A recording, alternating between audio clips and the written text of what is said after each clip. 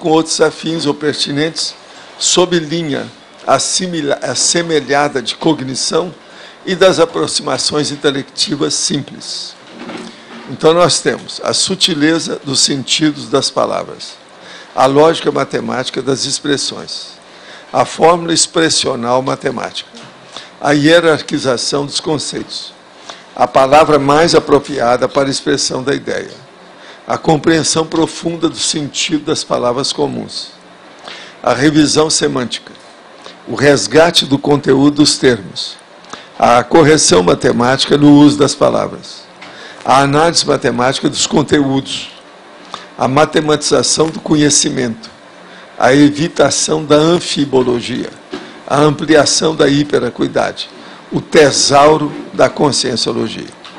Eu quero dizer que na fatologia tem uma letra viúva lá, A, na penúltima linha.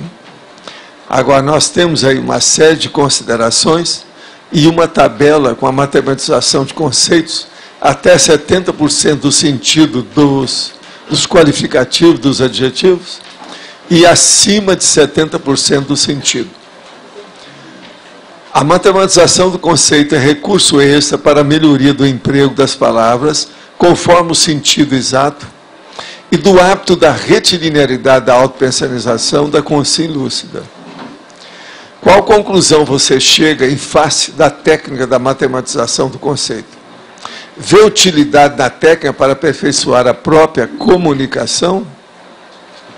Agora, eu quero dizer que esse verbete tem 4 páginas, 35 logias e tem 8 máximos. Aqui, como eu já disse aí para a Rosa, ela pode acrescentar alguma coisa na cognatologia, porque da área dela é matemática. Isso aí é o cognato da matemática, para mim tem mais do que o que eu coloquei aqui. Agora, sabe, cognato tem que ser cognato. De modo que nós queremos ver o que você faz com isso, se aparece alguma. Tem 11 cognatos, mas deve ter mais. Agora, eu peço a vocês para examinar bem os processos de conteúdo, acepção, o problema semântico, o sematológico aí da escala, ou semasiológico, como a gente chama, das acepções. Agora, existe muita coisa ainda para se estudar sobre esse aspecto. Mas o que eu quero dizer é uma coisa mais simples, acessível, para as pessoas entenderem que, às vezes, o adjetivo que você usa tem um melhor do que aquele. Então, isso é muito importante. Como nós temos muita gente aqui que está redigindo uma obra-prima aí, né, um livro, então é importante estudar o processo da semântica e da forma, e da conformática e da comunicologia, visando a melhoria da exatidão da acepção. Eu não tenho aqui nenhuma pergunta até o momento. É você, Arlindo. Manda brasa. Manda brasa. Eu espero lá. Eu sei. Não, depois eu conversei com a Rosa, eu entendi o que se quer falar aqui. Eu quero explicar para o teletertuliano que o Arlindo estava indagando, como sempre, ele não vai contra, ele é muito habilidoso e ele pertence à diplomacia do Vaticano, que é considerada a mais sofisticosa que tem. Então, ele sempre fala como se não estivesse dando contra. Não, eu não estou dando contra. Não é assim que ele fala? Não, no começo... Então, é um gentleman, por incrível que pareça, de Roma. No começo... Isso é a coisa mais rara que tem. Já pensou? Italiano, gentleman? No começo eu dei conta. Deixa eu só explicar. Você pega uma palavra aqui, por exemplo, sofrível. Esse sofrível, ele vai estar num percentual baixo. Vai. E um lógico vai estar num percentual que é o fundamental. Acho que isso que você quis dizer. Isso. Depois é uma então, veja, aí o até 70% do sentido ele estava implicando com isso aí. Não, porque então ele achava que tinha que ser de 0 a 70. E depois o outro, de 71 a 100. Não é isso que você queria? Não, acima de 70 está correto. Ele queria aqui o acento. Até 70 está correto. Mas quando você pega um isoladamente aqui, por exemplo, você pega o lógico aqui. Não, você está querendo que eu coloque o percentual de cada um. Eu não vou pôr. Não vou, não é para pôr, não. É que de 1 a 20 aqui, ele vai correr agora, dentro de 0 a... Escuta, já que você olhou, eu vou te dar aí uns minutos. Eu entendi. Você vai ler essa listagem linda e vai me falar qual é o mais nevrálgico, o mais difícil desses 20. Então, desses 20 é bom a gente... Não, estuda você. Mas a gente... Não, eu quero ver sua opinião. Eu vou te dar 10 minutos aí para você estudar. Vai ler. Estudar cada um? Você estuda... Não, olha o que eu estou te perguntando. Eu quero saber qual é o mais difícil que tem aí. Tem um deles que é muito próximo do outro. E eu vivo falando. Um só aqui que é mais difícil. Mas desses 20... Lê tudo que você vai chegar a uma conclusão. Eu tinha visto antes. Agora, já deve ter gente aí que já viu alguma coisa. Não, depois você falar, eu quero ouvir a opinião do resto. Bem próximo, ela falou... Você está entendendo? Eu já cheguei antes à conclusão. Qual? Antes. Você quer falar? Tem um que é bem próximo, eu não sei se é esse, Qual que é o lógico e o racional. Esse homem é um filho da mãe. Ela falou... O termo é filha da mãe. Você é o filho da mãe. Você está entendendo? É perfeito. É isso mesmo, é o lógico racional, porque esse é o mais próximo. Embora então, por exemplo, o lógico aí seria na base de 69 e o racional seria na base de 71. O que você acha? Eu estou só te dando uma dica do que cada um tem um percentual. Agora, Cris, você também acha que já tinha pensado nisso? Você está de acordo? Ela soprou aqui. Ah, ela soprou? Ela soprou, mas eu... não! Isso não! Mas eu já tinha... Então, isso não valeu. Eu já tinha concluído que era... Não valeu. Já, então tá. Então está perdoado. Mas você viu mais alguma coisa aí, Alan? Você quer falar alguma coisa? Aí em frente.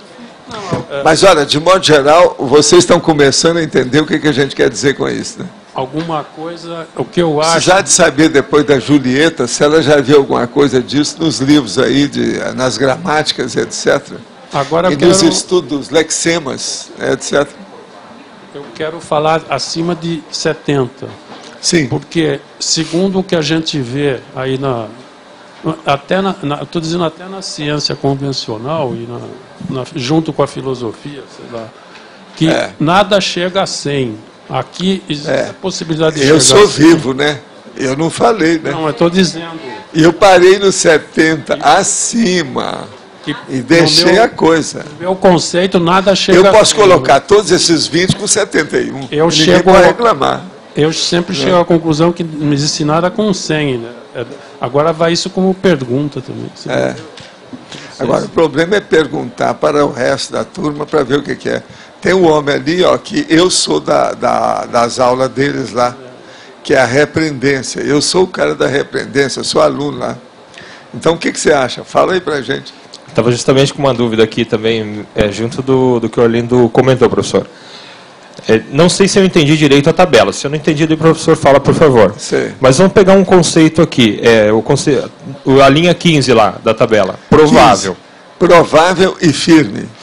A palavra provável, ela pode ser a palavra mais precisa, ou seja, 100%, vamos dizer, para determinar uma determinada situação. A vovozinha.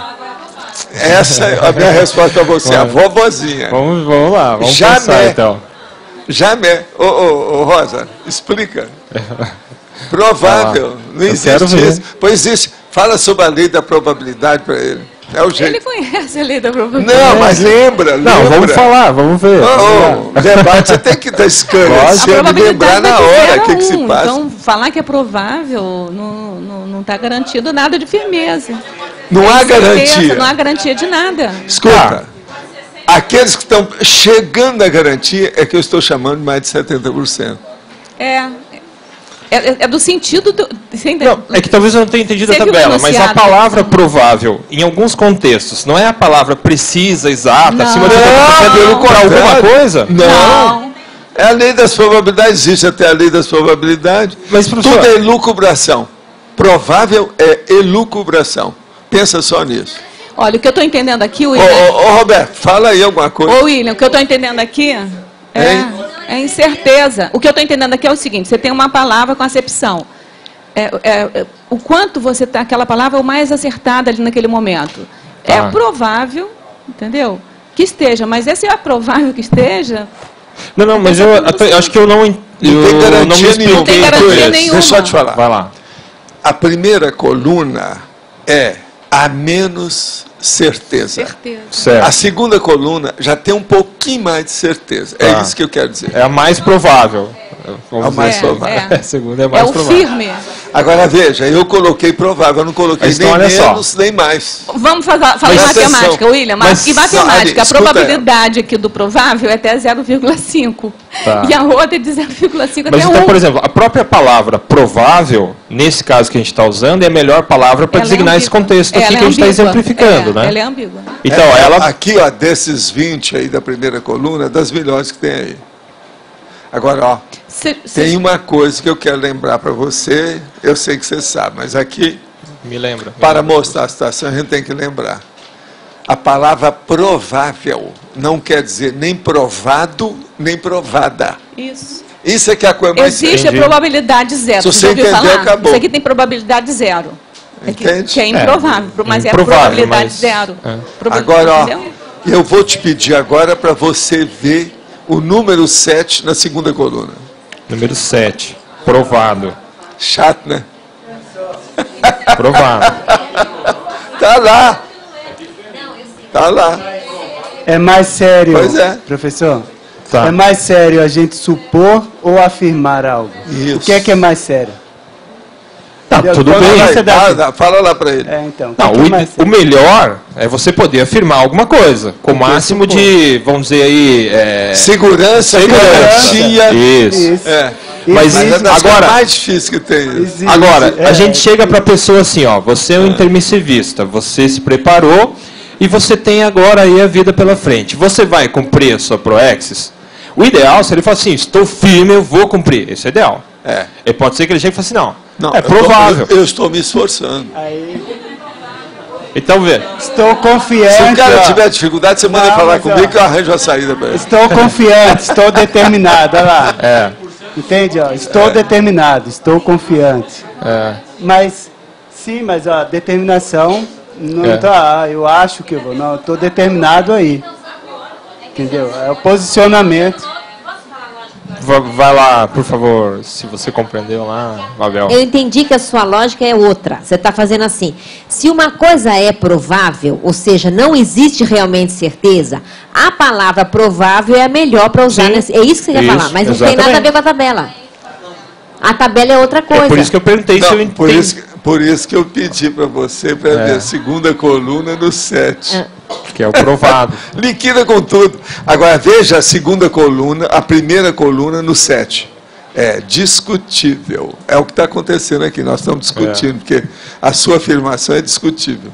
Certo. Qual a afirmação que não é? A maioria é.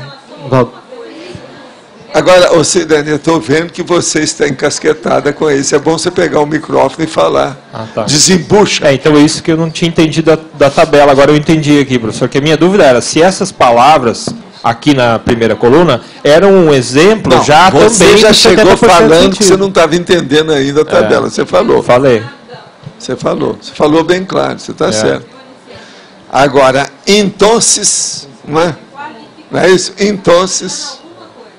Ainda tem algo, eu vou pensar aqui. Preocupante. Ainda tem algo, mas vamos ver, com calma. Agora, tem umas aqui que são difíceis e tem muita aproximação simples. Mas vale a pena. Por exemplo, você quer ver a aproximação? Regular e excelente. Regular, já é uma coisa já um pouquinho assentada. Já é dentro do, vamos dizer, da rotina. É o regular. Mas agora não é excelente. Chato essa, né? Agora, eu precisava de chamar assim o Arlindo e pedir para ele o seguinte. Nós queremos, Arlindo, e requisitamos você, para você ver na segunda coluna qual é o maior percentual que tem. O maior percentual de diferença. Não, qual é o adjetivo que alcança o maior percentual? Não fala, não. Não fale. Não fale. Quem falar vai ter comigo. Irrefutável. É irrefutável. Aí ninguém pode falar nada, porque é irrefutável. Nem o Igor não pode falar. Pode rir. Rir a gente deixa. O Arlindo, agora você Mas deslindou, hein, Arlindo? É. Hoje Não, estou agora brilhando. o Arlindo deslindou o negócio. Hoje estou brilhando aqui. Mas olha, vocês estão começando a entender? Foi muito bom isso que o Arlindo fez e o William também, para chamar a atenção para vocês, para entender a estrutura do que nós estamos tentando fazer em matéria de qualificação ou adjetivação. É um processo mais de psicossoma. Então a gente pode falar assim, o seguinte: a primeira tabela, mais psicossomático. A segunda tabela, mais mental somático. Vocês estão de acordo? Fala. Tudo bem? Não, então, acho que é importante diferenciar, dentro desse tema de hoje, a coisa da denotação e da conotação, né? Nesse caso, denotação mais mental somático, que confunde muito, que provável, isso tem conotação já de mais certo. Mas agora, por exemplo, se alguém vê algum jeito da gente explicitar esses percentuais diferente do que é isso, me mostra. Entende? Agora, que isso aí é interessante, alguém aí já leu isso em algum livro? Mas só você digitalizar, só se botar nos extremos, só. De um lado e outro. Isso é a saída que O que o Arlindo levantou de início aqui é a vacuidade do 0%. Como é que a gente pode... Uma palavra é vaga, você não sabe... Mas veja, me mostra qual que é de zero. Não, eu acho perfeito. Não, me mostra. Não tem nada de zero, eu não quis falar para ele naquela hora, porque eu já dei conta dele de início, antes da gente começar. Eu já tinha dado conta nele. Porque a Por quê? semântica não... Eu não quis nem explicitar, porque aqui não tem zero. A semântica não tem... Me arranja uma que seja zero. Tem? No começo... Depois eu pensei... Sei, mas não tem zero. Porque você quis dizer aqui que cada uma tem uma porcentagem até 70. Isso que você quis dizer. Agora, aí no caso de pedir lá para o Roberto, lá o Almeida, o Roberto Almeida, para ele falar. Tem alguma de zero? Ô Silvênio, o que é que você estava pensando naquela hora que... O que era? Não é zero, mas é próximo. Eu estou falando é zero, não tem Zero, zero. para mim não existe zero. Tem zero para você? Aqui não existe zero, sempre pode ser próximo. Não. Hã? Está tudo meio termo. Tudo é no mais ou menos.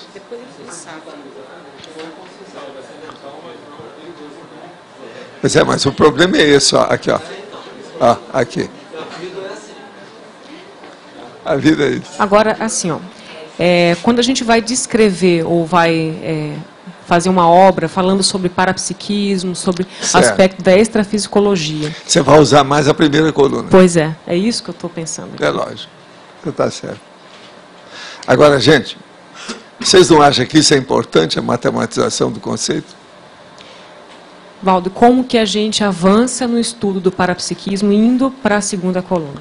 Fala para a gente aí como é isso. O problema todo é fazer o penteado com pente fino dentro das vivências parapsíquicas. É o micrótomo. Raio laser. É o microscópio do telescópio. Aquilo que eu falo. Tem que passar aqui. E quando Por exemplo, o emaranhado e o deslindado. Tudo que você vai vendo de início é emaranhado. Com o passar do tempo, você vai deslindar tudo. Por isso que tem a retrocognição, que você tem o flash, o episódio, depois a série de cenários com a trama. Aí aparece a história inteira. Agora veja, daí você saiu do emaranhado para o deslindado. Agora veja, o flash. Primeiro você tem que ver se ele é aceitável. Outra coisa, tem que ver se é lógico, se é admissível. E por aí vai. Pega esse primeiro que você vai ver que tem tudo nisso. Por exemplo, é ambíguo? Você não está sabendo caracterizar? Está difícil de classificar. É compreensível? Não, não é. Senão não teria problema. Ele ainda é incompreensível. Agora, vai chegar um ponto que você vai ter tanta certeza que vira axiomático, do jeito que eu estou falando. Aí já determinou, é como se tivesse feito já um corolário da ideia. Agora, é concebível? É. Pelo menos a sua memória, com a sua imaginação, conceberam aquela vivência. Agora, é descortinável? Who knows? É preciso estudar. Ele é discutível? É, por isso que a gente está discutindo. Agora, é inconcludente? Sim, porque está no início. Vai chegar um ponto que você vai esclarecer. Agora, ó, vocês estão vendo como é importante a TARES? A TARES é a segunda coluna. Mental Soma é a segunda coluna. A TARES é a segunda coluna. E por aí vai. Agora, aí, ó, se um de vocês tiver muita paciência, pega todos esses outros conceitos da Conscienciologia e vai ver. Se está na primeira ou está na segunda. Está começando a ampliar a ideia? Ô, Kátia, você está entendendo isso que nós estamos falando? Em relação à ideia original, ou aquele com magno, aquilo que ainda não existe, né, pelo menos descrito, ou que não se relata. É o inédito, né? Ou melhor, inaudito. Aquilo que ainda não foi falado. Isso. E a pessoa, ela começa, então, na primeira coluna, ela vai juntando fatos. Mas como que ela pode ter convicção de que aquela ideia realmente se tornou um axioma? A hora que aquilo se assenta, dá uma acumulação de fatores, os precedentes vão comprovar o fato. Se conformam, se confirmam. Aí você vai ver aquele negócio que eu falo. Não adianta falar que eu tenho 6 dedos. Faz mais de 70 anos que eu sei que eu tenho 5 nessa mão. Isso é um fato. Acabou.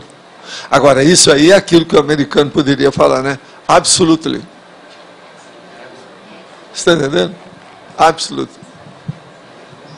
O Monk, absolutely. É certo? Professor, tá. Se a Conscienciologia é uma verdade relativa de ponta, sim, como é que nós podemos ter conceitos definitivos? Tem aqui a minha mão. Eu tenho 5 dedos. Não adianta você falar que isso aqui é definitivo. Faz 70 anos, nunca apareceu um 6º dedo e nunca perdi nenhum igual o Lula. Eu estou com 5.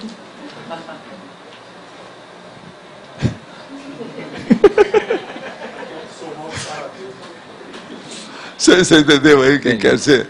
Agora veja, estudo é relativo. Eu posso sair do corpo, vou ter a réplica desse corpo aqui, que é a comanda, na verdade é o corpo que é a réplica do psicossoma, e eu sou capaz de pôr 10 dedos na mão. Igual aquele curso da inversometria, que a gente colocou a opção de dedo, lembra? Então, é relativo isso aí, entendeu? A relatividade entra aí. Mas aqui para nós, não. Nessa dimensão, nesse contexto. Hoje, não. Professor, fala lá. Poderia classificar uma neo-verpom com este verbete para verificar se ela está adequada ou não também? Uma você que sabe, pode fazer, faz a experiência. Que você... Faça a aferição, a averiguação, através da sua contestação. Aí você vai mostrar, tem que fazer uma demonstração no fim. O senhor tem alguma ideia assim, de como é que poderia ser feito? Pega qualquer ideia e veja. Pega qualquer coisa. Abre assim a enciclopédia e vê. Não, essa é a ideia. Pronto. Põe aí. Vê o que você faz. Te vira. Que você poderia comparar, inclusive, pela tabela até mesmo. Olha, esse conceito, esse neoconceito. Eu não acho que essa tabela seja definitiva. Eu não sou bobo. Tá claro? Que você poderia verificar, essa neoverpom. Uma outra coisa, eu não acho que essa tabela esgotou o assunto, de modo algum. Ela é para não assustar o passarinho. Eu fiz só 20. 20 quer dizer 40, né? É um ótimo ponto de partida. É. Ela deslancha. Não, ela é inconcludente para certas pessoas. Ela é lógica para outras. Ela é passável para outras. Ela é plausível. Ela é ponderável. Ela é presumível. Ela é provável. Agora, ó, vocês olham qual é o primeiro experimento, 700 experimentos. E compara com isso. Aquilo é muito chato, eu já fiz de propósito. Eu poderia pensar em analisar assim, ó, essa neoverpom é aceitável ou imperdível? É admissível ou definitivo? Te vira. Que vai ajudar a pessoa, vai. Quem é que está escrevendo algum livro aí que interessa? Pega um tema e vê aqui dentro. Olha lá, que isso aqui vocês têm unidade de medida. Eu estou dando 1 metro para o povo. 1 metro. Esse metro aí é um metro intelectivo, é um metro de elucidação mental somática. Né? Ó, tem gente que está querendo falar ali primeiro. Eu queria perguntar, quer dizer, eu até já sei isso, mas vou perguntar. Isso é a mesma lógica para despertamento extrafísico, né? Do pessoal parapsicótico, da gente mesmo, né? Igual alguns que a gente tem falado aqui, né? De vez em quando eu trago uns para espicaçar, principalmente o Igor, para dar uma espetada no Igor, aí ele desperta. Sim, faz parte. Mas essa é a base da coisa, né? Mostrar a saída da indecisão. Porque tertúlia é isso. Nós estamos fazendo debate, é a refutação. Agora, eu estou acabando de escrever lá um verbete, entende?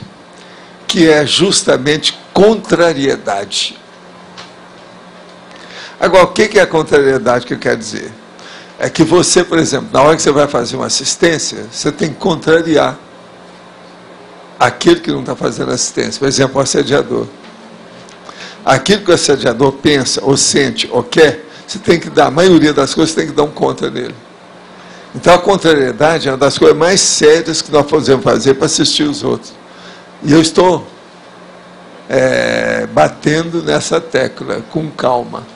Agora, aí entra a contrariologia, a refutaciologia, a discordanciologia, a confutaciologia, e por aí vai. Eu já fiz uma numerologia baseada em 7, tudo desse jeito. Entende? Entendo. É justamente isso aqui, ó, as coisas todas que nós estamos fazendo aqui. Você afasta o erro, a psicossomática, para trazer para o lado da... Vamos afastar o erro daquela pessoa que fica com sofismo em cima da gente. Aí você chega para ela e fala assim, olha, grupo karma. Grupo karma. Você está entendendo? Tem que chamar a atenção, né? O negócio não é assim, né? Não, eu... Tem sua aplicação. Você já notou, né, o alcance disso? Não, já. Agora, para a turma que está escrevendo livro, isso aqui é muito importante. Vai ajudar. Trazer tudo para isso, né? Fora o processo... Tira um pouco a graça, mas melhora... Dos sinônimos com aproximações simples que tem aqui. Passável, plausível, ponderável, presumível, provável. Tem aqui, ó. Isso aí tem 5. Tudo parecido, mas são diferentes. Tudo com P. Então, o problema é que muito disso aí já conota certo, e quando não é, na verdade. Não. São aproximações simples. Agora, ó, eu faço muita coisa nesse sentido. É só olhar lá no Homo Sapiens Reurbanizados, que tem vários capítulos sobre esse assunto. Das aproximações, dos antagonismos e também das similitudes, similaridades. Entende? Aqui é um processo mais de similaridade. Agora, vocês devem ter notado que eu não estou expondo nada, eu não estou fazendo muita consideração de nada, a não ser aqui no detalhismo. Mas lá, ó, eu não fiz nada. Que é para a pessoa tirar as conclusões por si mesma, né? Agora, no detalhismo, não. Aí tem muita coisa para a pessoa pensar. Binômio, conteúdo e forma. A interação, racionalidade e exposição. Você está fazendo a exposição, ela é racional? Isso é uma coisa seríssima aqui no caso. O crescendo, primarismo, mediocridade, doutorado. Chato esse, né? Agora o outro, polinômio, significado, significante, signo, significante. Ô Regina, mexi na sua área. Depois, polinômio, autopensanização, leituras, anotações e debates. Esse aqui eu já usei muitos verbetes. Agora, antagonismo, diferença, similitude. Antagonismo, pensanização correta, expressão errada. Esse aqui é o que acontece mais. Isso aí é que a turma que está redigindo tem que olhar mais. É esse aqui. Esse antagonismo é terrível. Agora, depois, paradoxo. O paradoxo, palavra curta, significado extenso. O extenso aí quer dizer o profundo, né? Entende? É também problemático. Agora, tem palavras que elas já falam por si. Por exemplo, a palavra, eu já expliquei isso aqui uma vez, vou repetir. A palavra curta, ela já é curta em si mesma. Então, é uma coisa para se pensar. uma hora eu vou arranjar uma Sesc Pedal para mostrar uma extensa. A superextensibilidade. Quanto que dá? Supraextensibilidade. Ó, mais um e eu consigo. Já tem 9. Tá certo? Então ela vai equivaler à curta. Vocês estão entendendo? Não. Agora pensa que vocês vão arranjar uma porção aí. Hein? É mais longo? Longo é. Mas o curto é que manda, né? Você sabe que isso tudo tem, né, nomes técnicos hoje na lexicomática e etc. Mas é, a palavra que ela se expõe por si mesma. Ela é daquele jeito, ela é mais autêntica. Quem é que está falando? Aqui, eu. Aqui. Vocês têm ninguém na frente. Eu achei isso aqui muito próximo, próximo não, essa lógica também é a lógica do caminho do tal do rollback, né? De você ir chegando a consenso e somatório de conteúdo, né? E aí eu ia perguntar, isso aqui não tem a ver se está em algum lugar essa... Porque você falou muito do verbete do rollback das pessoas que ficam muito na superficialidade, só não aprofundam. Pois é, mas isso aqui ajuda a aprofundar. Então, só falar isso, porque acaba a conotação acaba mudando por causa da superficialidade de estudo, outra coisa. Se usa aquilo para ficar mais fácil. Então. E outra coisa, quase sempre eles falam para ficar mais claro. Isso. A clareza é uma da maior bobagem que tem nesse sentido. Isso. E acaba vulgarizando esses conceitos. Isso aí é aquele cara que falou para mim. Esse negócio de claro, Ovaldo, é muito à toa. Eu chego numa sala e uma claridade enorme, mas não tem nada lá dentro. Não adianta nada. Agora, eu chego numa sala, está no lusco-fusco, está tudo cheio de material, sério. Você está entendendo? Então, o negócio de clareza é uma coisa muito relativa dentro do processo. A clareza tem que ver, são os detalhes do meaning, do conteúdo, da significação, da acepção. É aí que o negócio é mais sério. E outra coisa, porque já entrou ver nisso, se aquela acepção está bem comunicada. Se a comunicação está boa. Isso é complicado. Eu acho mais, para mim, é o mais complicado. Eu também acho. E é por isso que a gente tem que bater nisso aqui. Agora, eu acho que esse processo, por exemplo, dos percentuais, a gente já devia ter um dicionário disso. Então, pegar todos no caso aí, o vocabulário, por exemplo, de adjetivação, de qualificação das palavras, e colocar o percentual em relação a outras. Mas o percentual exato. Você escala, né? Aquilo que é a média. O que é que eles acham? Isso pode ajudar muita pessoa. Mas o problema é da conotação de novo. Tem uma mulher que uma vez eu pedi para ela para fazer isso, para ajudá-la. Ela mesma, para ela. Eu nunca vi o que ela fez.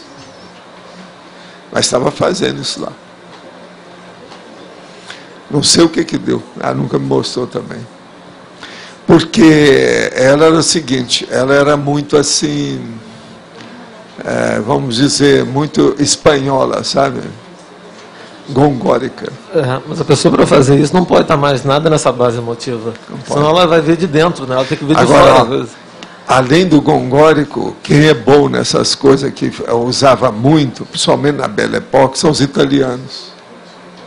Tem coisa até bonita. Agora, tem gente francês também que escreveu assim, né? Se você pegar, por exemplo, o romance O Salambô, do Gustave Flaubert, ele tem também alguma coisa.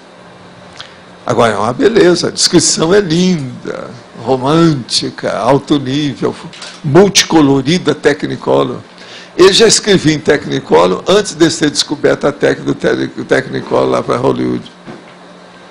Salambô. Não é fácil.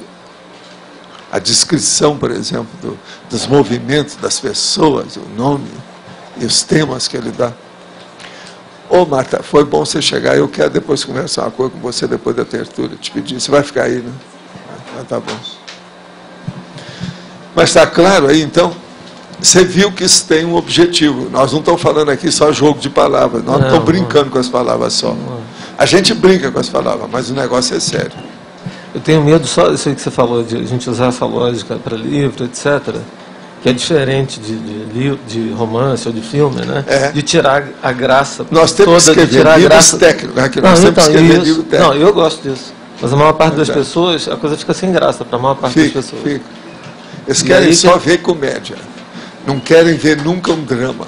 Não, mas aí para continuar atingindo essa outra ponta. Não estou falando de assediador. Não, mas o problema é o seguinte, é escrever para quem quer coisa séria do ponto de vista evolutivo. E esquecer o resto. Nem pensar que os outros existem. Senão daqui a pouco o povo vai querer escrever para gato, cachorro. Já pensou? Vou escrever só na base do mau-mau. Ou senão do miau. Miau, miau, miauzinho, miauzão, miau, miau. Não dá, né? Não dá. Que negócio é esse? Sr. Valdo. Sim. Aqui. Eu queria que o senhor fizesse uma comparação com relação a essa segunda coluna, né, acima de 70% do sentido, e quando a gente escreve nas entrelinhas. A gente consegue, por exemplo, o senhor consegue fazer isso, assim, escrever na entrelinha e, ao mesmo tempo, alcançar esse percentual de acima de 70%? Porque o senhor fala sobre inteligente ler nas entrelinhas. Você viu o conceito ontem sobre aquela parte trocadilho que eu mostrei? O estilo? Estava aí? Eu saí um pouco mais cedo. Ah, então você não viu o estilo? Não. O estilo estilete. Você não viu, né? Eu li isso, mas eu não estava aqui na hora que o senhor falou. Leia lá e vê se a gente alcançou alguma ideia com isso. Mesmo na entrelinha, né? Para mim é um paradoxo, eu acho que sim, mas eu queria entender melhor. Mas o caso é esse. O caso estou te dando uma coisa que é recente, só para a gente ver como é que é. Eu li isso, eu me lembro. Agora veja, vem aquela pessoa e vai chegar aqui e vai falar assim, não, esse careca aí, barbudo, ele fala demais e joga com as palavras, está só brincando com você, etc. Agora é a vovozinha. O negócio é muito mais sério. Se você for estudar os dados que eu estou dando, arranja um jeito de acabar com isso.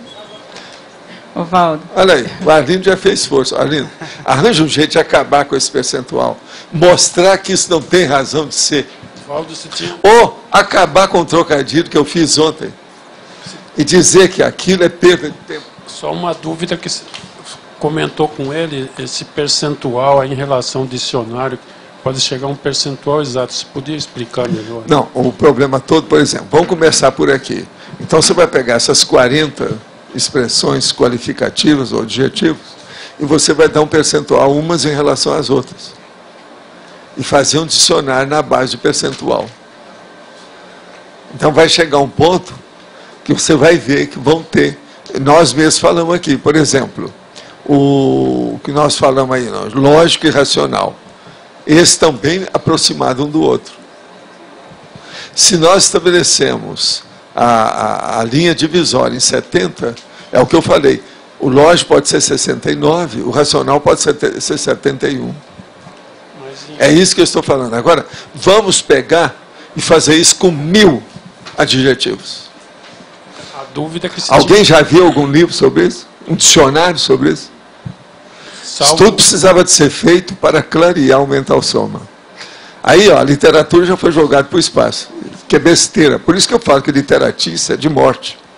Eles deviam estar pesquisando, eles querem estudar a língua, por que é que não entra no modo da a língua expressar mais a realidade, mais próxima da verdade?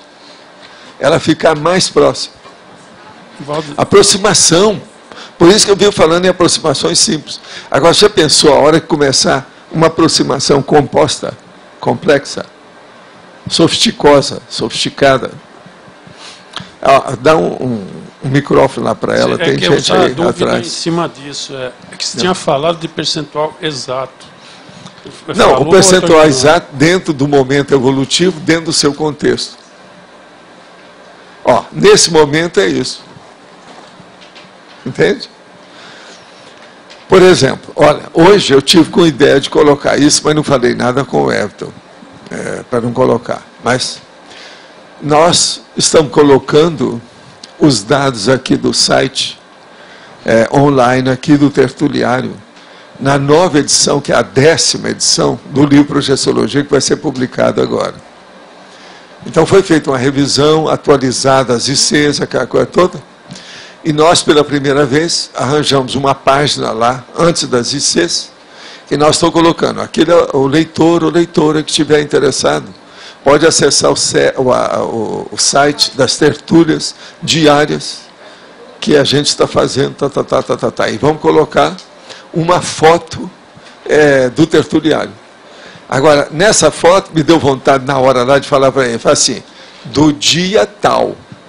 Porque antes da construção, ele ainda não ficou pronto, nós vamos publicar. Então, esse problema que eu estou falando, sabe, Aline?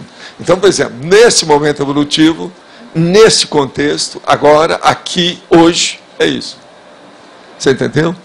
Então, por exemplo, essas coisas são absolutas. Eu digo para você, por exemplo, hoje você tem 50 anos, é aqui. Amanhã você já não vai ter. Obrigado. Tá certo? Então é isso, nós temos que localizar. Por isso que é que eu uso. Eu uso uma técnica para isso. Eu ponho entre parênteses, ano base tal. Quando a gente quer situar a situação. Porque tudo se movimenta. Agora, por exemplo, já tem muita coisa que eu já escrevi, já publiquei, inclusive livro e artigo com ano base. Quando eu vou republicar, ou ter uma nova edição, eu mudo os anos base todos. Que às vezes a referência tem que ser mais atual. Entende? Mudando a referência. Isso. Mas fala. Professor, você comentou agora há pouco sobre a transição... Ela quer dentro da rememoração, né, da retrocognição, sim, a transição do flash para o episódio. Isso aí é mais uma decorrência assim, acumulativa, é mais parafisiológica ou mais... Não, até agora as duas sim. A terceira também sim. Mas todas as três. Parapsíquico também, tudo, nesse sentido. Tudo. Que o parapsiquismo é que vai dar mais iluminação, clarear, esclarecer o processo para você, de vida-vivência. Agora, lá no fim da história, se você começou apenas com uma elucubração, lá no fim você já vai ter uma certeza razoável que você vai ficar tranquilo com isso. Então, uma certeza razoável é o que a gente tem que procurar. Mas então... Ela é uma certeza relativa, mas ela é compensatória, ela é pacificadora.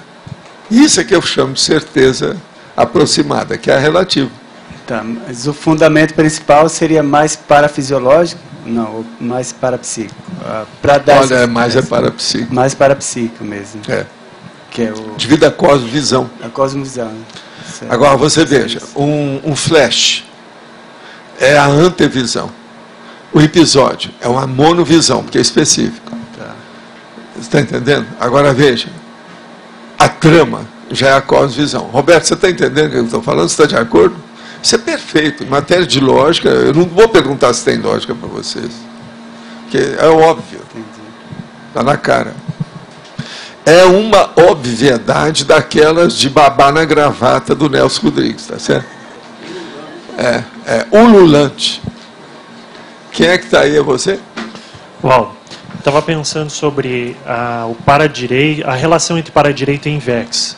Aí uma dúvida. Existe a paradeontologia do intermissivista e existe a deontologia do inversor?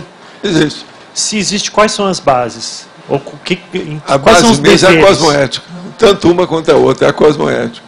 Agora, você tem que lembrar o seguinte, por exemplo, uma pessoa, mesmo com muita lucidez, ela tem uma cosmoética relativa, porque a visão dela quase sempre é uma monovisão. Agora, uma consciência lúcida, ela tem mais expansão da consciência, o acesso, a definição, o approach, a abordagem é mais ampla, é mais de cosmofisiológico. O que você acha? Tem lógica? Tem lógica. Então é isso que a gente tem que pensar, entre consciência e consciência. E os principais paradeveres, quais seriam? O paradever vai depender do nível dessa autoconsciencialidade da pessoa. Da pessoa ou da consciência? Aí depende. De modo que eu confio em vocês. Hoje eu estou vendo que você viu, foi você que trouxe, que você está aí. Você está segurando para eles não ir embora. Eu, para mim, estar de perto para vocês não irem embora. Olha só, você sabe que toda ação tem uma reação, né? Então agora eu tenho que sair da faculdade e estou trazendo o pessoal. Vem tudo de carona agora para Vier no seu carro. Lotado o carro. Agora, estão abusando de você, hein? Estão abusando de você. Não, olha, estão com tanta vergonha que agora querem mostrar para você diretamente que vieram. Não, não, a gente vinha conversando até no carro, né? Que mexeu, né? Uma das coisas. Eu vi que ele ia aparecer, porque a Silvinha apareceu aí antes. Não, mas já tinha aparecido. Não. Se a Silvinha aparecer, ele vai aparecer. Não, senão fica chato. Mas Valdo já tinha aparecido. Já tinha aparecido no final de semana, mas não deu para entrar, estava cheio já. Mas olha, como é que está aquele meu, presta atenção, meu, olha aqui, eu raramente uso essa palavra, esse pronome, meu serenário. Olha, bom, a gente vindo para cá tem, espero que a coisa otimize, vocês já estão se mexendo lá? Já bastante. Nós temos hoje, quanto? 17? Nós temos um projeto que nós precisamos de 40 serenautas, né, que o pessoal está chamando. Você já tem 17 tem até 17 agora? Está chegando a metade. Pagos. E nós temos uma lista de 25 interessados. Nós já temos orçamento inicial. Na minha tela, 25, 17 é 42. Eu não sei de vocês se vai dar isso. O problema é que tem muita gente colocando no final do ano, vamos dizer, são interessados para frente, né? Nós estamos trabalhando... Tinha que arranjar algum agente aí que emprestasse o dinheiro, né? Seria uma boa. Seria uma boa, sim. Não, nada de agiota, emprestar mesmo como amigo, nada de agiota. A gente já tem o orçamento da obra, orçamento só cru da obra, o primeiro orçamento veio de R$50 mil. Está muito barato isso. Só que isso não tem a parte externa. Está na bacia das almas isso aí. Não, é que isso não tem a parte externa de estruturação para essa obra acontecer lá embaixo, né? Então a gente sabe que vai vir mais, tem outros orçamentos a serem feitos ainda. Isso é só a parte, vamos dizer, estrutural básica, sem nada, né? Ainda vai acrescentar bastante mais. Aí nós já começamos a conversar com o Alexandre, o Baltazar, né, que veio agora, está aqui em Foz. Isso. E para aproveitar, e já tem uma pessoa da Sinvex que vai para a Aracê para fazer o laboratório lá, para pegar a experiência, o know-how com eles para trazer. Anotar tudo. Leva uma máquina de filmar, filma tudo. Deve passar lá mais de uma semana lá com eles. Banco espião industrial. A Aracê está dando toda a abertura para a gente fazer isso, né? É preciso. Vai ser bom. É bom colocar. Eu sei que eu conversei com o Alexandre, ele foi lá e viu, né, o local. Viu. A gente está em contato com ele. Ele falou para mim, não, você escolheu um bom lugar lá. Ele está aí, ó. Eu conversei com ele mais de hora sobre o assunto. A gente já está em contato. Revocou, apareceu. Funciona, né? Sexta passada. Agora, nós estamos com 17, tem 25 pessoas interessadas. Até, aproveitando, Walter, quem tiver interesse, a gente precisa dessas inscrições antecipadas para poder fazer a obra. São 10 vezes de R$200. Nós estamos tentando facilitar ao máximo para, com isso, a gente consegue uma previsão financeira para acertar com a construtora, né? Com 10 vezes de R$200 a pessoa pode fazer o serenário. A nossa ideia é, assim que chegar aos 40, começar a mexer propriamente dita com a obra, né? Que a construtora dá uns 5 meses aí. Está muito bom. De 3 Agora, a 5 meses vocês vão fazer a matematização do conceito de serenidade, de serenologia. Tem que fazer. Vamos ver e agora é o estressarium. A gente vai chegar no serenário. Ótimo. Isso é uma necessidade. Vai chegar lá. É uma necessidade. Né? Ele está perguntando sobre os porcentos. Qual o percentual de diferença? Eu acho que está alto ainda. Ainda está alto. Acima de 70. Está claro aí, então. Agora. Né? Gente, eu tenho aqui umas perguntas. Gostaria que falasse o que sabe sobre a consciência Rochester e a médium Vera Krzyżanowskaja. Krzyżanowski, não é Krzyżanowskaja, né? Mas é Krzyżanowski o nome dela. Olha, eu já vou falando, Vera é Krzyżanowski, não é Krzyżanowskaja muito, não. Então a primeira é essa. Agora, outra coisa. Muitas coisas, essa aí foi uma das grandes médias de psicografia que já existiram aqui nesse planeta.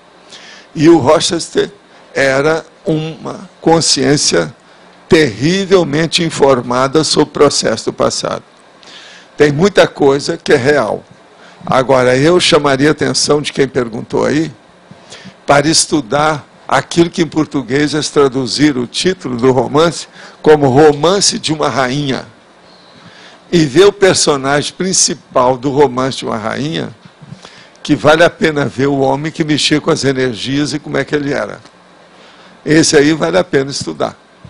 Agora, existe livros dele que a gente deve evitar, porque são barónsico, como diz o italiano. Quer dizer, são assim, trevosos, são sombrios. É muita coisa atrapalhada que tem. Tem vários deles, porque são muitos livros que essa senhora aí psicografou. E tem uns que são negativos.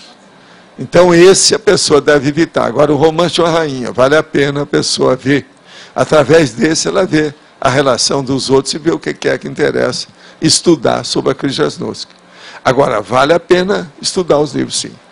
O livro não é apenas um processo literário. Nesse caso aí, tem uma opção de coisa histórica e também um estudo de historiografia de certas épocas. Vale a pena ver. Agora, aqui outra pergunta. Tenho 21 anos e vou ficar em Londres por 1 ano estudando inglês. Gostei dos conceitos da Conscienciologia e sempre que posso estou ouvindo. Li o livro que você falou sobre JC e me esclareceu muito. Para abraçar de vez a Conscienciologia, pergunto, a nossa evolução pessoal nos levará a só estudos constantes e assistência? Você teria ideia de como seria como consciência livre? Se puder esclarecer, ficarei grata. Estou tendo problemas com meus pais que são católicos. Olha aqui, a primeira coisa, eu não sei como é que é a consciência livre, não. A gente especula, a gente faz uma elucubração. Agora, o que eu vejo é o seguinte, uma das coisas que me dão aquilo que o povo chama de felicidade, eu vou confessar para você aqui, é fazer assistência aos outros. Quando eu vejo que eu dei alguma coisa para uma pessoa, mesmo que seja um olhar, e aquele olhar fez bem, é o que me dá mais, que me reconforta mais, que me gratifica mais. Se eu, que sou um pré-serenão, sou assim, eu acho que com a consciência livre, que pensa em muita interassistencialidade, porque eu já estudei muito o processo de serenão, deve ser muito mais do que isso. Então, como a assistência lá é maior, a gratificação também deve ser correspondente. Então, o que eu vejo é isso. Eu não vejo jeito de você escapar de fazer pesquisa, estudo, investigação, começando de você, né, e depois estudando o cosmos. É só assim que a gente fica livre disso aqui. Então, a primeira coisa que eu quero te explicar é o seguinte, além disso que eu falei, você só vai ficar livre desse seu corpo de mulher que você tem e das outras próximas vidas, se você dominar tudo que tem nessa dimensão. Então, para isso, você tem que estudar. E outra coisa, como não há evolução isolada, sozinho, solitária de uma consciência, todo mundo evolui em conjunto, é em grupo evolutivo, você tem que fazer assistência uns para os outros. Todo mundo tem que fazer e receber e dar assistência. De modo que estudo constante e assistência ininterrupta, eu acho que até a consciência livre já está nessa. Agora, sobre os seus pais, não queira falar nada para os seus pais para doutriná-los a respeito de qualquer ideia. Respeite seus pais, eles têm direito de pensar como bem entender e seguir o caminho do jeito que entender. Agora, não queira nunca persuadi-los ou fazer a cabeça deles. A melhor coisa que você faz é informar o dia que precisar. Agora, se você quer mostrar o que é conscienciologia, dê o exemplo de maturidade consciencial para eles. A conscienciologia, ela aparece mais pela maturidade do discernimento da pessoa. Aí é que vem a conscienciologia. O mais tudo é teoria. Na prática, o que interessa é o seu exemplo. Torne-se um espelho de uma consciência lúcida. Você vai dar muito exemplo para eles. Eles vão respeitar você. Se você, amanhã, mostrar para eles que você tem racionalidade, lógica, que você é ponderada, eles vão respeitar o que você pensa. Aí você vai honrar o seu conhecimento da conscienciologia e vai respeitar o ponto de vista da mamãe e do papai. Outra, poderiam falar que a consciência contínua fora do ciclo de nascimento e morte é o zero? Não, não tem nada disso. A consciência contínua, ela fica mais contínua e mais lúcida, mais consciente entre o nascimento e a morte. O processo todo é esse, depende da pessoa.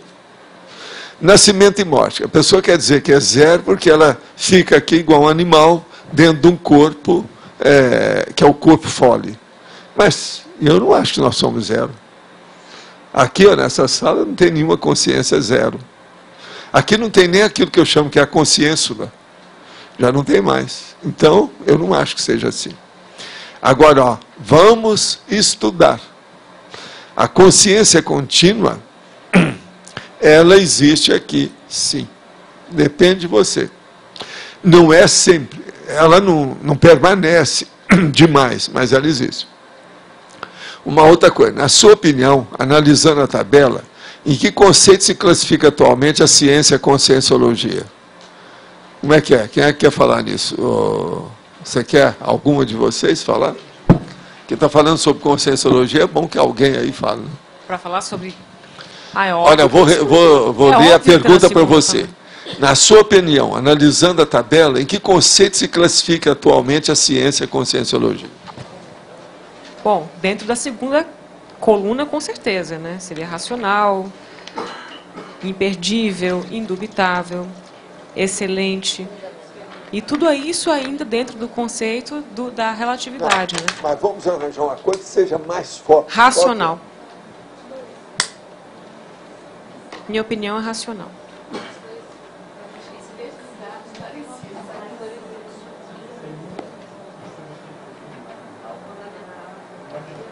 Tem vários aqui. Eu acho que esclarecido também. Mas arranja uma. Eu acho esclarecido, desnudado, esclarecido. Até o momento insubstituível. Até o momento. Olha, até o momento, então, para você, meu amigo, é insubstituível para a turma aqui. Mas você sabe, ó, eu quero te lembrar, esse povo tudo é prejudicado. Para dar opinião. Agora, ó, eu te pergunto, o que você acha? Para você, o que é? Ele já entende conscienciologia. Para você, o que é? Pode mandar para o e-mail que a turma recebe. Vou colocar o meu amigo no fogo, não é isso?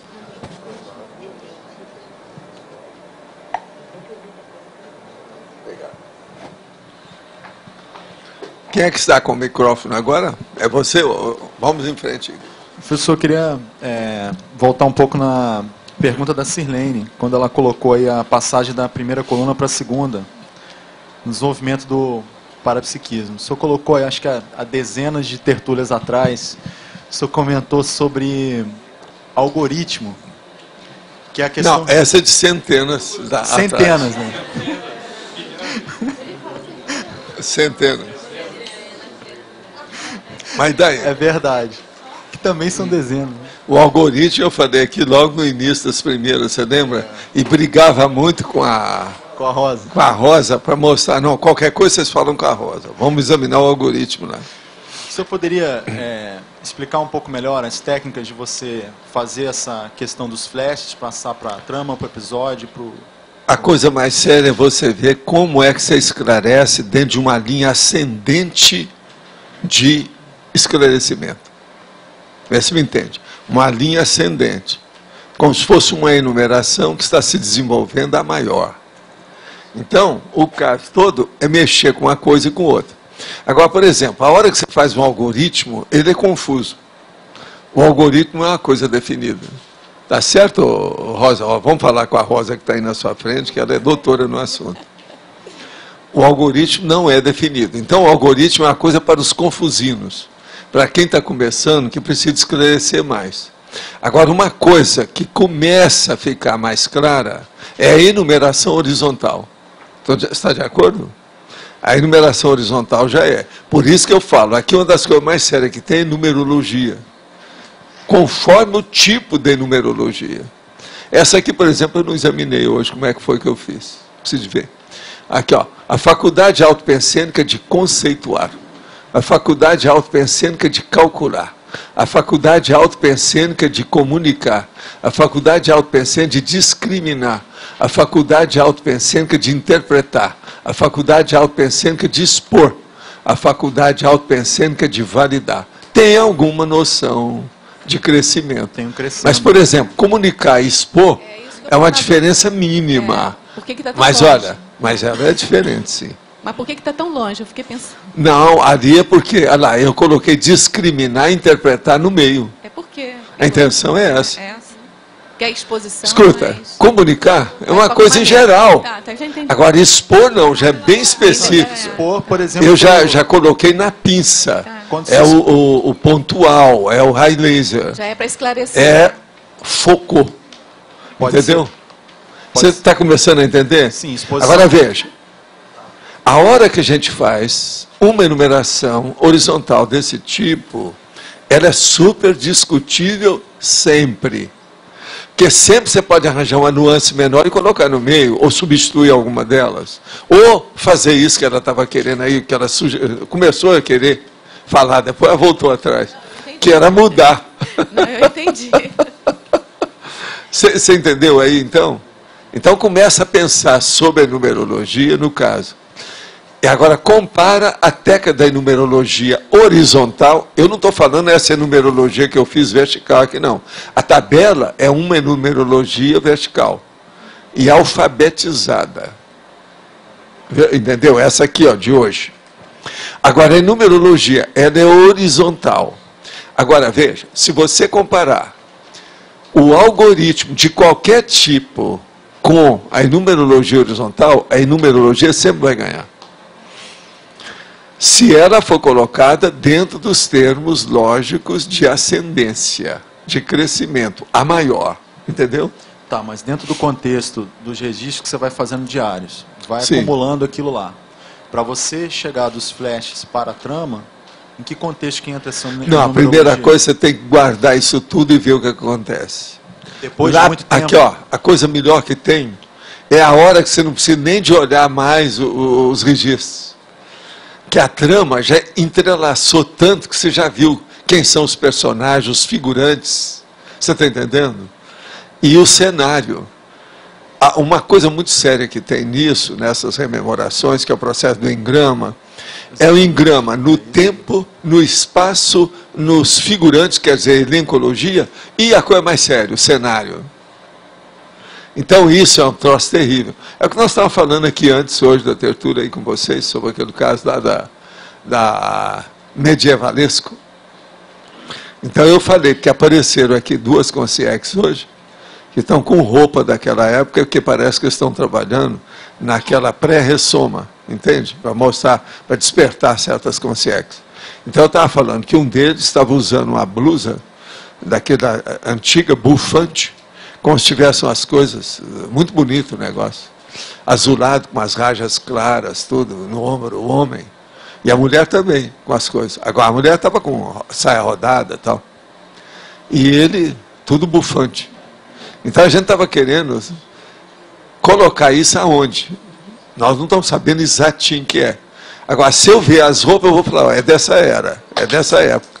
Então, se nós arranjarmos vários, nós vamos ter uma ideia daquilo. Você está entendendo? Então, na questão da retrocognição, o cenário, a roupagem, é chamada vestimenta, o vestuário, que eles chamam, entende? É muito importante. Agora, a coisa mais séria, se você for falar em linguagem cinematográfica, aí, ó, se usar as coisas aí do Leandro, a coisa mais séria é o continuismo. Tem que ver o continuismo. Você sabe o que é continuista no cinema? É aquele cara que vê, não, esse cara apareceu com essa roupa, na outra cena ele tem que aparecer com ela. Ali não pode mudar. Outro, ele feriu do lado direito. Ele não pode aparecer lá com a mancha do lado esquerdo, é no lado direito. Entendeu? Isso é o continuista. Ele vê o entrosamento de uma cena com outra. Agora veja, nas retrocognições, todo mundo devia estudar cinematografia. Foi o que eu fiz. Eu fui a Hollywood para estudar as coisas, mas o meu negócio mais sério é por causa disso. E outra coisa, aos 10 anos, eu apareci lá para falar com o Zé Vitoriano, que eu queria trabalhar no cinema, só para ter contato com o cinema. Naquela ocasião, aos 10 anos, eu já tinha um verdadeiro negócio, como criança, no meio dos meninos, de quadrinho de fita, chamava quadrinho de fita. Quadrinho de fita é o quadrinho da fita, naquela ocasião lá, do celuloide grande, mais de 30, você está entendendo? E que aquilo a gente trocava e vendia. Quando cortava, porque o negócio, eu trabalhava lá, e tinha um amigo nosso que já trabalhava lá há muitos anos, então ele dava os pedaços de quadrinho de fita. Aquilo tinha valor para nós.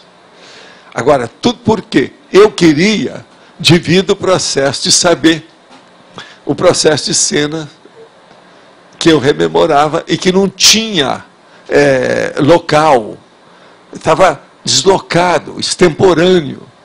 Então eu queria colocar minha cabeça no lugar com as memórias que eu tinha, entendeu?